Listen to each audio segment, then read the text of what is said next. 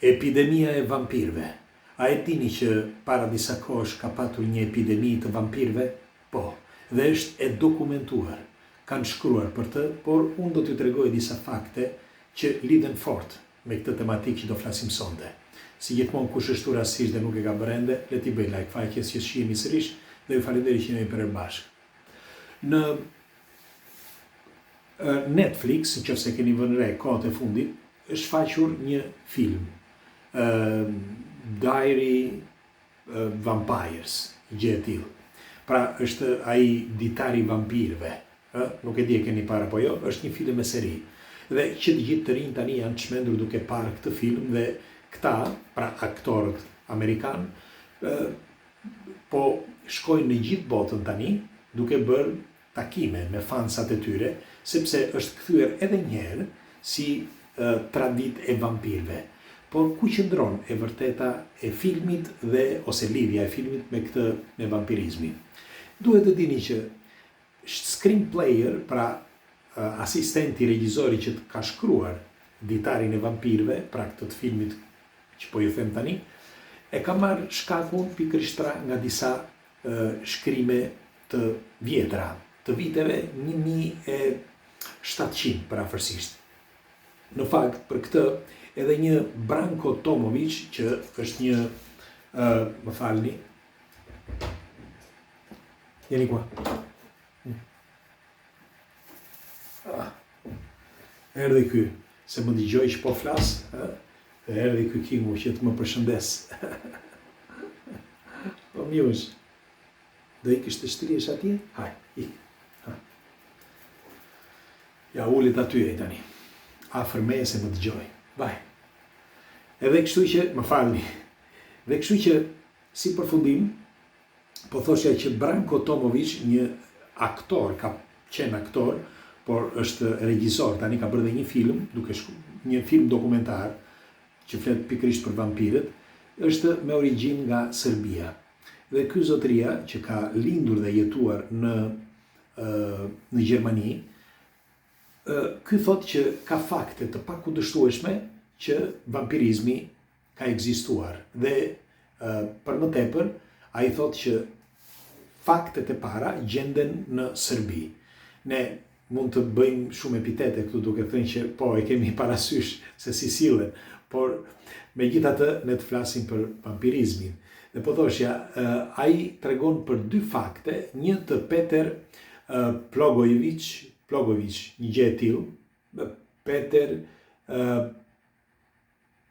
Plogojević ose Plogojević, një gjë e tillë, i vitit 1725, ku sipas gjasave, ai pasi kishin vrarë shokët e tij, ai përveç se vrau shokët pasi kishte vdekur, po vrau dhe gjysmën e fshatit, të paktën kështu tregohet. Dhe pas tij, në vitin 1726, po zgaboj, një tjetër tip i quajtur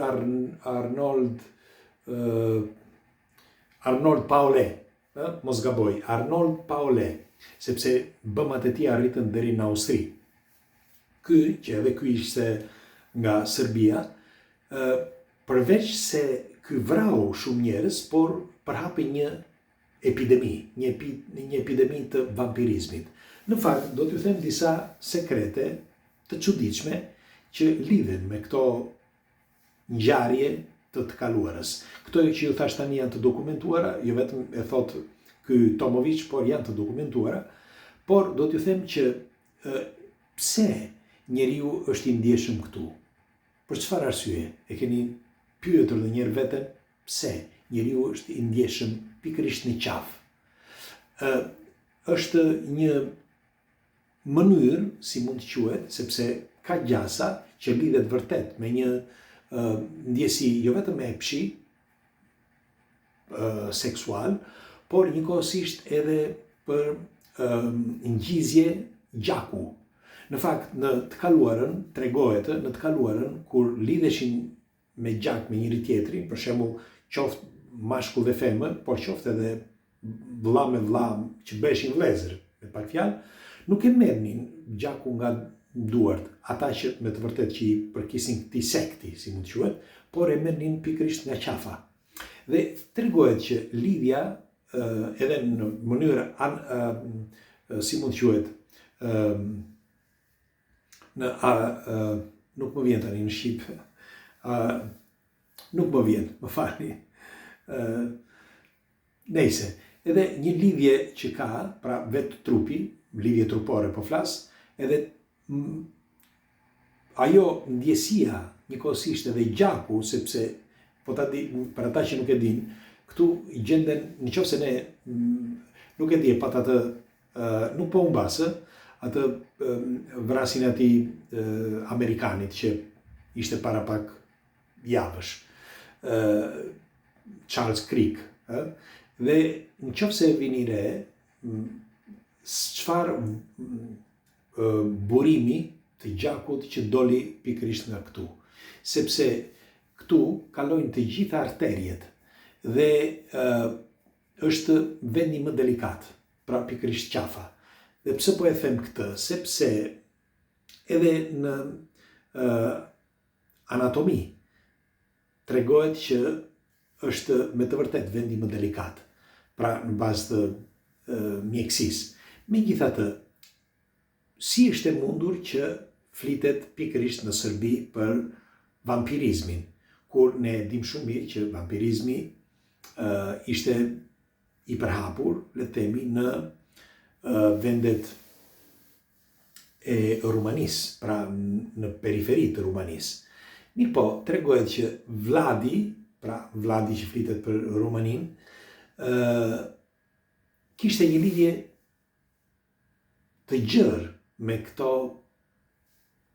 këta njerëz, ose me këto, si mund të quhen, specie, që tregohet që ishin vampira dhe dilnin natën. E di, thashe përsëris edhe njerë, le ti marrim këto si fantazi, por ç'është e vërteta, pas një legjende ka gjithmonë një të vërtet, dhe po ta shikoni në të gjitha tekstet antike, nuk flitet për legjenda, por flitet për fakte reale, pra për fakte të dokumentuara. Dhe këto dy rastet, për shembull të këtij Peter Plogojević dhe të atij Arnold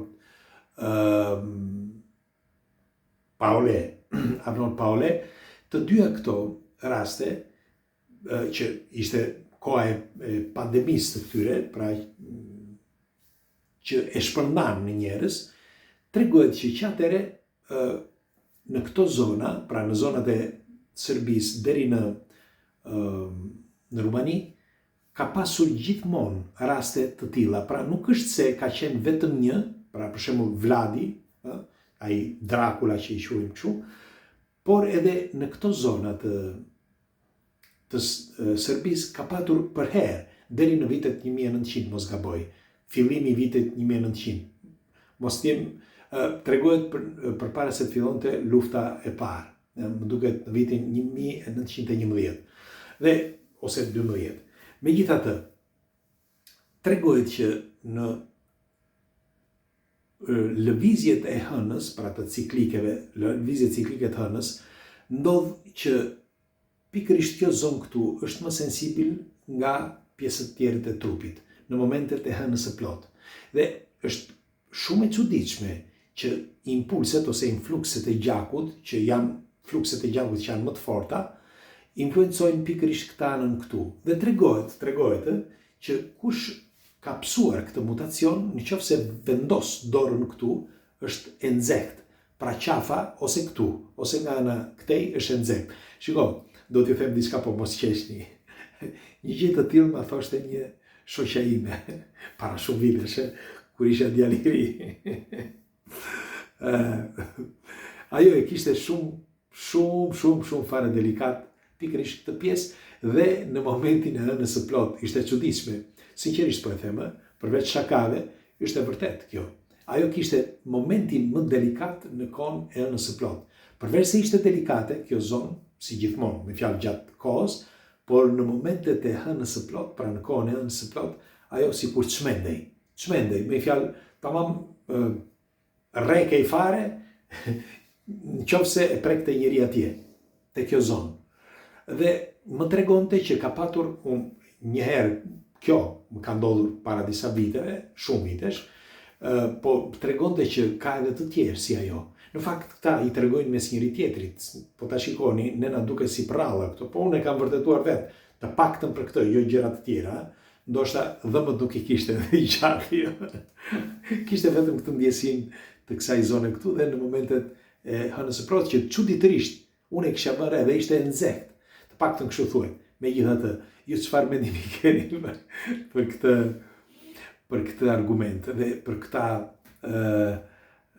vampirizma dhe për këta vampira të Serbisë, që flitet për Serbinë.